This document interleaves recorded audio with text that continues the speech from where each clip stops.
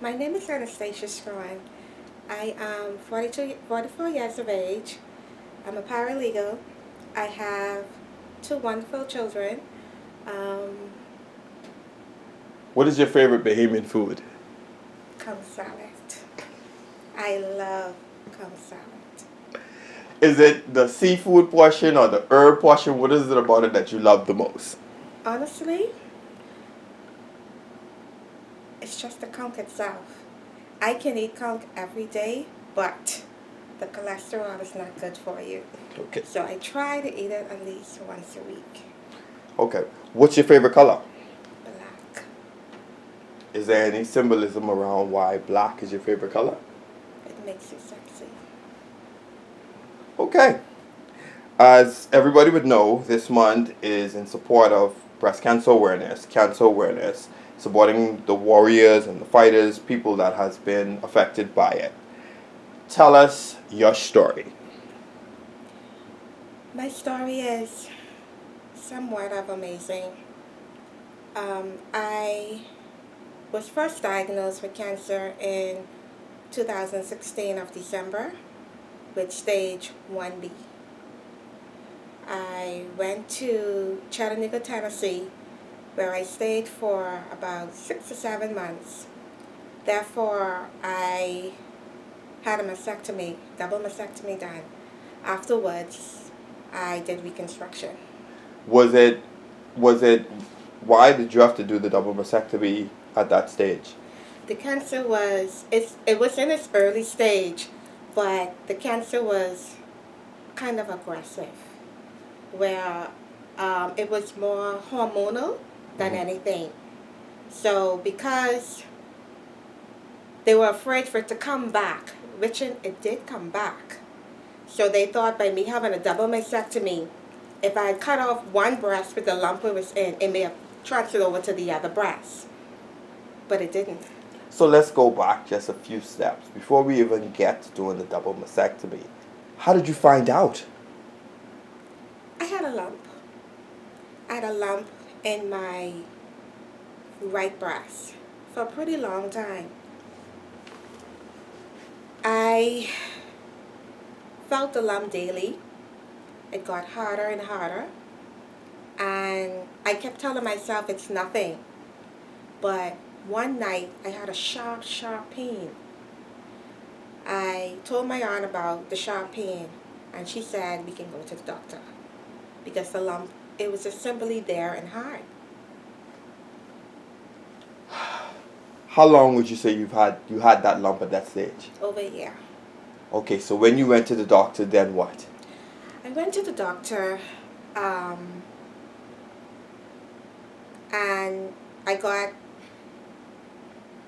he examined me at first. After he examined me, he sent me to do a mammogram. Upon taking the mammogram, I was then further advised that I need to do a biopsy. Upon taking the biopsy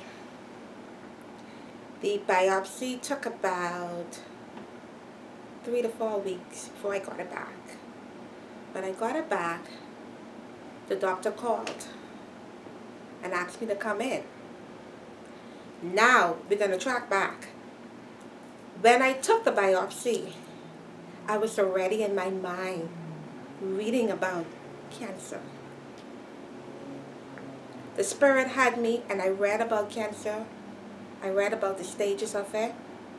So when the doctor called me and said, I have to talk to you, in my mind I already knew. I gathered up my children. I gathered up my aunt. And my aunt brought another lady who also fought cancer. So she was like a support there for me in the event, whatever the findings would have been. So we went in the doctor's office. He was quite blunt, which I'm a type person, I like blunt. Mm-hmm. Look, you have cancer. Just like that. Just like that. Even though you were reading about it, even though you kind of quote unquote you had some type of feeling, what was that action or that emotion when he said that?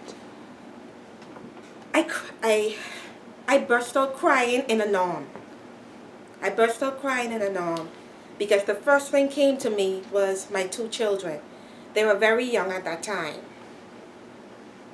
After I came to grip of myself, the next question was to start to move it on. We have to move on of what next to do. So we can talk to my aunt in Tennessee. She made the appointment, and I made my preparations to head to Chattanooga, Tennessee. Upon arriving to Chattanooga, Tennessee, they do every test over again. Just kind of making sure. Just kind of Nothing making was- sure that the doctor in Nassau picked up everything that the doctor now in Tennessee is about to pick up. Okay, so you're there and you did a double mastectomy. I had 2 choices. The choices was to do a lumpectomy, hmm or the choice was to take off both breasts. So what's the difference between, for people who don't know, the lumpectomy and then? The lumpectomy is where they would remove just the lump and the surrounding tissues from the breast. That's the lumpectomy. That has a higher chance and higher rate of returning. Okay. So after double mastectomy, you were in Tennessee for how long? 7 months. 7 months? Yes. What was that like? Being away from home, dealing with medical situations. Well, because I was first fighting cancer, first time fighting cancer. Really, you just go into the emotions. Okay, you don't, even though you're reading books, you're reading on things, you don't know what to expect. Every cancer is different. There's 256 different types of cancer. The cancer that I occurred was more hormonal, meaning it's type of a stress. Wow. Yes. So 7 months you're there, and at what point do you get the all clear? After you prep for surgery, you come out. God is so good because I had good spirits. I had a foundation. I had a support group. I had people that donated to me personally. I had people that I did not know that pour into me. So I was able to live with a family member. So that cut a lot of my expenses, because therefore at the first cancer, I didn't have hotel, I didn't have car, I didn't have any of those things, because I lived with a family member. So it was just medical expenses. At that point of having a mastectomy, you come home, you're painful, very, very painful. You have over tons of medicine to take. Daily? Daily. And because I opted to have a reconstruction done, I came home with tubes in my body. And painful. You have a tube in your breast, you have a tube in your leg. So you have maybe 6 tubes coming straight down here. You have to be careful how you bathe. You have to learn how to walk again. Mentally, if you have children, you're still concerned about your children, and it's a mental battle. How long would you say that process now, that recovery process, was for yourself? It was about 3 weeks, because I'm a fighter. I don't believe in laying down in the bed. I believe in getting up. I believe in exercise and taking your time. I believe in learning how to clean your wounds, not allowing somebody to always do it for you. You have to get up. You maybe cannot go to the stove, but you can get up and do something. So that's how I wean my mind around things. Now, even though you have that surgery, you have to decide whether you're going to do the chemo or you're going to do the radiation. The cancer that I had, I didn't need to do any chemo. So what they did, they put me on a clinical trial, and I did a pill called tamoxifen. Now that pill is very hard. It's very, very hard to take, because sometimes you have memory loss. Sometimes you have to be careful how you handle people. because you can get in a mood where if someone says something, you can be very aggressive. So you have to learn how to pace yourself. You have to keep yourself around positive energy because sometimes you can be weak at times. You have headaches. Uh, um, the hot flashes didn't come as quick as they come now. But you go in the mood swings also. So, you're on your road to recovery and you're getting back into the swing of things, and you go back to work. I got the all clear to come home. Mm-hmm. Went back to work, feeling amazing. If you had looked at me, you'd have never said Anastacia have cancer. Because I was vibrant. My mind already made up that I was going to beat this with all ends. Going back to work, now you have something to focus on. Take your mind off of Take it. your mind on. I'm a type of person, I love to work. I love to work. So me going back to work, it was a breath of fresh air. Plus, I needed the finances because it was depleting. Get back to work, working like a gem. You know, being an advocate for people, letting people know that cancer is not a death sentence. It's not. It changes your life, but it's not a death sentence. You have to be careful of your surroundings. Also, you have to change your diet. Too much sugar is not good.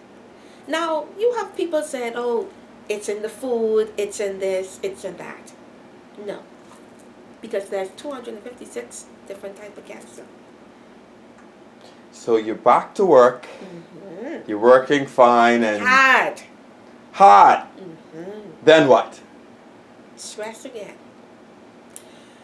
Yep, stress again.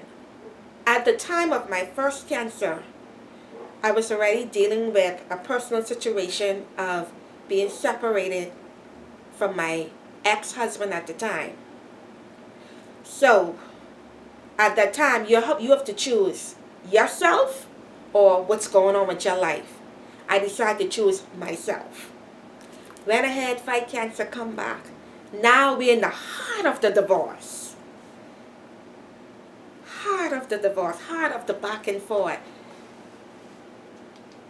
It was rough. Heart of bringing up 2 children by yourself. You got cancer bills coming at you now. You got mortgage coming at you now. It was a lot. Then, the pandemic came. 2020. 2020.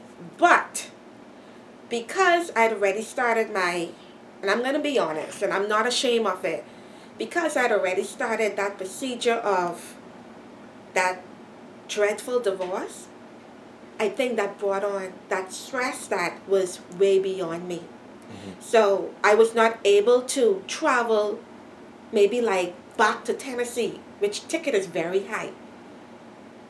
I wasn't able to travel to get, I think I missed a couple, but 2 or 3 checkup. Had I had not missed those checkup, I would have been detected of earlier cancer. But I did not go to the doctor. So now you... Now the pandemic hits. And here goes the lump again. Same place? Same place. This time, oh no. I did not wait. My sister said to me, one of your breasts look up and one of your breasts look down. To throw her off, I said, oh, I don't have any bra on. I just didn't want to throw her off. But, and when she said that, it alerted me to check the breasts. Mm-hmm.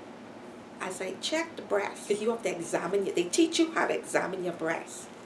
The lump was not as big as the first lump, but you could feel the hardness of it in the same breast. Mind you, I'm a woman, these are not my breasts anymore. These are implants.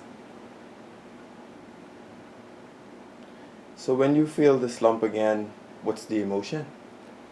The emotion now was, not again, Lord. Not again. So what I did, I I was laid off, not really laid off. My boss knew that working through the pandemic was really hard for me. At that time, we had to have no contact with family. So I was sent home to work from home. And then I had the option of if I want to get laid off or I want to stay on. Because I did not know how that pandemic, that COVID was going along, I asked that, I'll work from home and I'll take the package to get laid off. Because I knew that it was a lot dealing with the children. They were homeschooled, not doing what they're supposed to do. You can't have your mommy come to help you because you have no contact with people. You don't know if mommy's going to bring COVID. My immune system is not strong enough to withstand anything because here it is, your immunes are compromised now. Mm-hmm. Now you're on treatment. I'm still being treated, so I can't take any chances. Here goes the lump. I contacted my boss and I said to her, the lump is back. After I told her the lump is back, she said, let's get to the doctor. Went to the doctor, went through the same procedures. Because I'm so familiar with the first procedure, I'm a master at it now. So I laughed. I laughed. I did not shed a tear in the second diagnosed cancer. Because now, the first cancer was doing it for my children. The second cancer is doing it for me. Went to the doctor, did the mammogram, did the biopsy. Came back again. Cancer is back. My mommy cried, and I did not shed a tear. Why you think was that? My mom? No, you. I don't know why I didn't cry. All I knew that showtime again. This showtime. And I'm going to beat this. Because I'm much more happier now. I'm in a better place than I am now. Why I came back? I can't tell you. I was still taking my medicine, but I just couldn't make it to the doctor. But like I said, I was in the heart of a stressful divorce. Wow. You spoke a little bit about it. Before we get to the support system, so going through it the second time, what happens now with the doctors when you go away? Oh, so diagnosed said, okay, the cancer's back. So I'm not going to call the doctor name. He said, okay, we can just, remove the lump and we'll put you on chemotherapy and then we'll put you on radiation. I said, did you read my chart? The first cancer, the cancer was not designed to have chemotherapy. Oh, no. I said, okay, I'll get a second opinion. I flew out the next week. The next week, I flew out to Cleveland Clinic. I made my appointment. Like I said, they run new tests on you. Came back pretty early the next day. They called me back in. They said, yes, you have something called recurrent breast cancer, stage 4.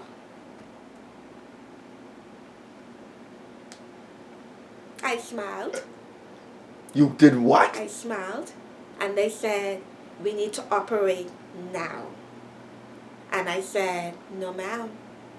Allow me to go and collect my children, and then I will return. Because now I have to find somewhere to be. I don't have no family in Florida. So therefore I have to make preparations, and I have to leave whatever in Nassau in good standing. She said, you don't have long. And I said, God will make me back here. I will call you once I arrange everything in Nassau, and I will tell you when I'm able to come back. She said, okay. Because it's up to the patient's decision.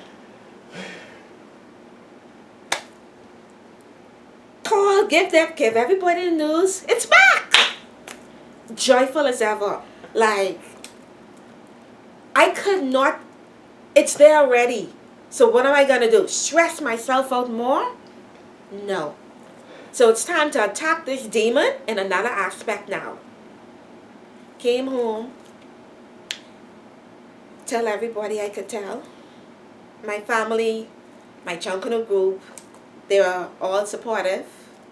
Yes. They ran a GoFundMe for me. They ran flyers for me for people to donate. I went on, was it? I think Our News with Jared Hicks. And we played to the Commonwealth of Bahamas, which, and I'm grateful for them also, because after that, people just start pouring on my account. I was able to gather up enough money to say, hey, I have a good start now. Book a hotel for 3 months. How long? I booked a hotel, paid for the full 3 months. I had enough money to do that. I have enough money to rent a car for the 3 months. And I have enough money to prepare me and my children and my support team to go. So my surgery was set for November 5th. So we left November 2nd. This would have been 2020, November 2020. Oh, just the end of that pandemic year. Mm-hmm. And I was diagnosed in October. So I did a 1 month turnaround. Same procedure with operations and everything, or? It's a little different.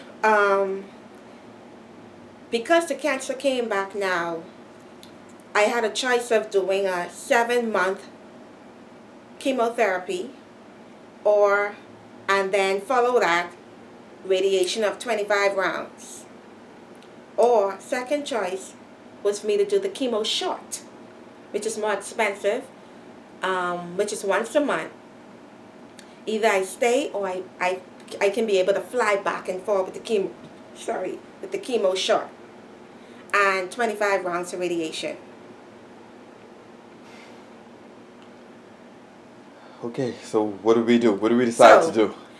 We did the radiation first. I was supposed to have 26 rounds. I beat that. And I had 19, which was very good. That was also hard. As simple as you could breathe in and breathe out, that was hard. Because when you breathe in, for them to minister the radiation on my chest, you have to move it on the side. My heart needs to move on the side. My lung needs to move on the side because you need to treat the area. So you're breathing in. That was hard. I find myself emotionally crying most time on the table. As long as you are stressed, they will not treat you. You have to be in a calm and a relaxed mind. So I did 19 of those, and afterwards I did the chemo shot, and I did that once a month for 7 months. So I was able to go back to work and travel back and forth through the pandemic. Whew, this is incredible. Mm-hmm.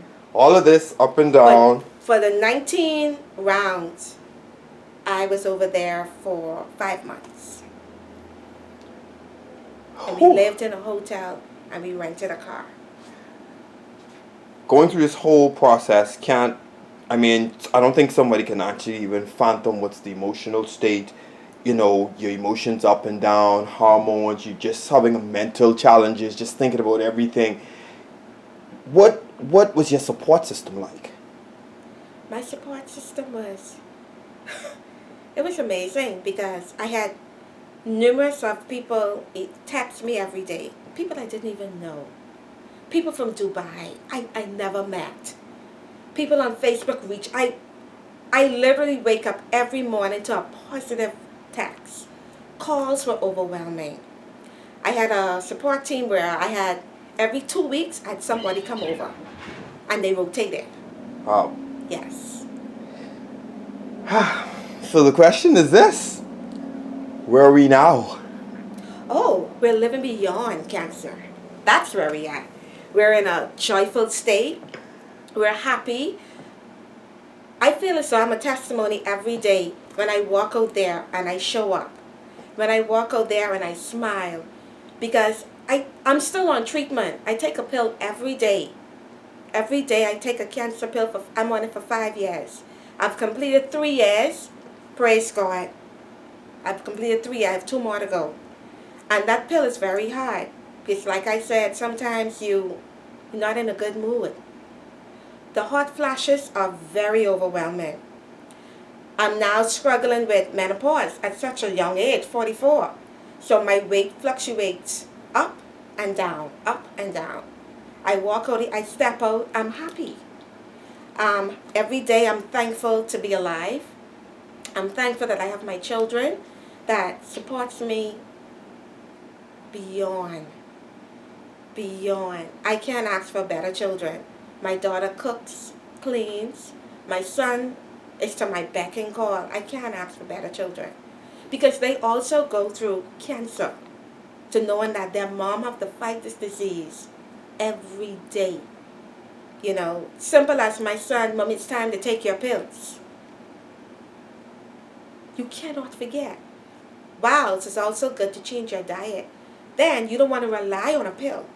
So you want to be able to master this pill because doctors are going to give you pills. They're not going to think about the bush medicine that we have in the Bahamas. I was asking the doctor, do you mind if I take some Sorcy? She don't know what Sorcy is. She don't. You know, Anastacia, what is that? You know, so you have to incorporate your own Bahama line ingredients along with whatever the doctor prescribes. Going through this, like you say, as a testimony, what do you say to other females that may find a lump but is just playing it down or not checking out? What do you say to them? My advice to anyone is to not play it down. I find myself truly being blessed. Being blessed to have a lump for a year. You feel that lump and you ignore the lump. Checkup are very important for us. Cancer doesn't have an age. You have people 21, 22 fighting cancer. It's not an age bracket. Anybody can get cancer at whatever age. Going to the doctor every year for a checkup, mammogram. They have free mammograms every October, or if it's not free, it's a small amount. That's important. It's also important beyond the mammogram to circularize, check your breast. Check it. There are some people who may be timid or they may be ashamed as to deal with this disease at this time. What would you say to them about having a support system, talking to somebody, surrounding themselves with positive people? You can't be ashamed when you're fighting cancer. You can't feel as though you're scared to ask for help. Because when you don't, you can kill yourself. It's either a yes or a no. It's either I don't have it or I'll get back to you. But you can't be ashamed because when you open up your mouth, you will be surprised to know who was there to bless you. Just like when I share my story on Facebook, I never met this couple in Dubai. Never met them. But they became my friends today. And they heard my story on Facebook. Next thing I know, they messaged me. They asked me for my account number. That was a help. They don't know me, but they saw my story. They saw my cry. I wasn't begging, but I wanted to be there for other people because people think I'm just going to die. No, you're not. There is life beyond cancer. There's joy. There's happiness. Not now. Not everyone wins. Some people has fought and has passed on. It was their time. When your mark is there to say, God has placed this date for you to go, you're going. You can't take your money to heaven. You can't take your car to heaven. You can't take your house to heaven. All we have to make sure our soul is ready. And cancer is a mental battle. Your mind fluctuates up and down. Your moods up and down. But you got to remember that God is good and God is real. And He takes care of His children.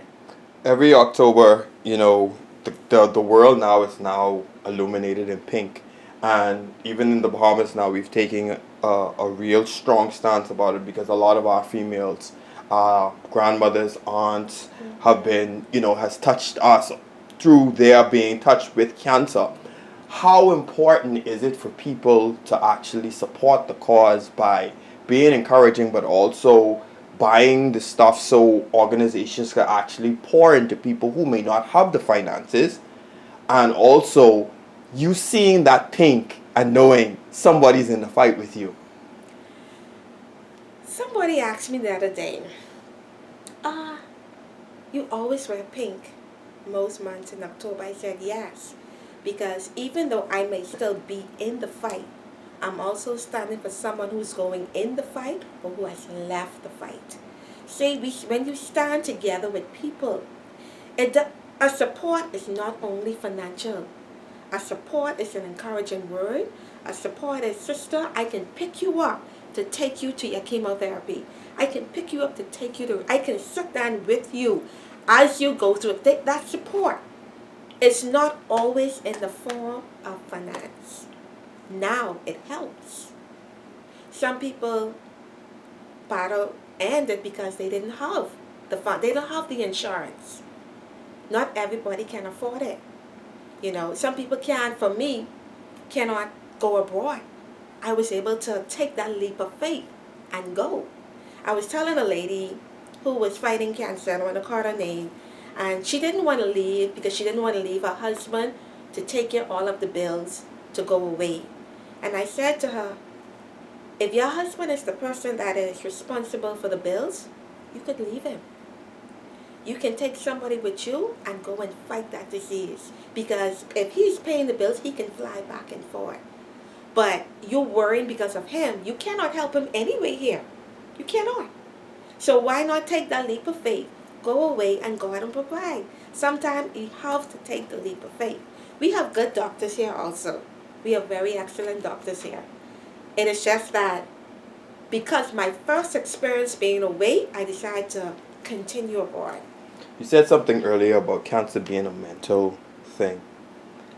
How important is it for people to, strengthen their mental state to be ready to fight when they're diagnosed?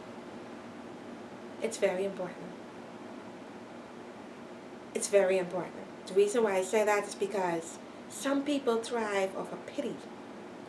Oh, no. A warrior doesn't pity. A fighter doesn't pity. You get up. You get up when you hurting, and you get up and you do it. But you have to make up in your mind that I can, I will, I am going to. And you have to be aggressive. Just how that cancer is aggressive in you, you got to attack that cancer just the same. And you also got to do it in God's love and God's way. Well, this has been... A lot of people said to me that she's so vibrant. She's not scared. No, I'm not. I'm not scared. But if that come at me, I'm going to attack you back with it. This is fun. As a lot of people know, Print Tingz and Pink Teas, we do breast cancer awareness shirts every single year for the last, I think, 12 years. And we selected, of course, yourself. Oh, thank you. To be the recipient of our 2022 campaign that we did last year. And it's just a token of our appreciation, but more in attempts to motivate you to continuously to live on and to be that testimony and let people know that, cancer isn't final. It's life after that. Yes. Is there anything you would like to leave with the people that I did not ask? Yes. As a cancer survivor, and I would say 2-time survivor, you can't do it without God. You have to put God first in order to make it. Sometimes God uses us as a testimony for others. And in that testimony, you have to make it worthwhile. And you have to make your story so real and so alive. Living beyond cancer is better than fighting the cancer because you see the miracle. You see God's grace and mercy. Laying in that bed, you don't see it. You see the devil attacking you. But when you get up and you go there and you say, I am a survivor, I am a fighter, and I can do this. Thank you for taking the time to come and share your Thank story you with too. us. And we hope that this motivates somebody. Amen. Thank you.